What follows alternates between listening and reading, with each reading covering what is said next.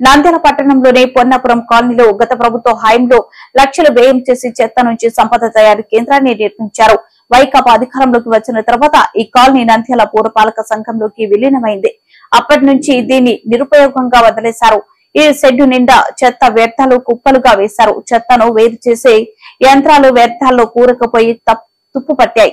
ఇది కాలనీ సమీపంలోనే ఉండడంతో గాలి వీచినప్పుడల్లా ఇందులోని చెత్త చెదరం ఇళ్లలోకి కొట్టుకొస్తుందని ప్రజలు ఆందోళన వ్యక్తం చేస్తున్నారు.